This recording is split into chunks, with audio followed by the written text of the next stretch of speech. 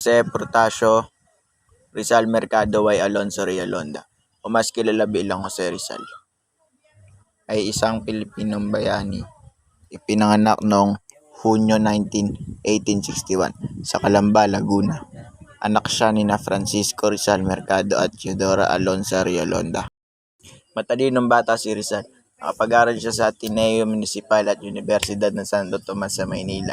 Napakatalino niya, kaya nagpatuloy siya ng pag-aaral sa Europa at Espanya, Alemanya at Pransya, kung saan nagtapos siya ng medisina at iba pang mga kurso.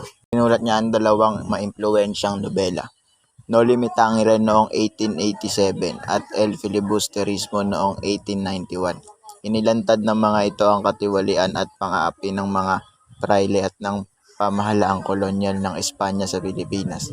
Ang mga nobela ay naging sanhi ng nagtaas ng damdaming nasyonalismo at nag-udyok sa mga Pilipino na lumaban para sa kalayaan. Dahil sa kanyang mga akda, ipinatapon si Rizal sa dapitan. Doon nagpatuloy siya sa paglilingkod sa kanyang mga kababayan. Nagtatag ng paaralan at nagsagawa na iba't ibang gawain. Ngunit sa huli siya ay nakatulan ng kamatayan at binaril noong Disyembre 30, 1896 sa Bagong Bayan.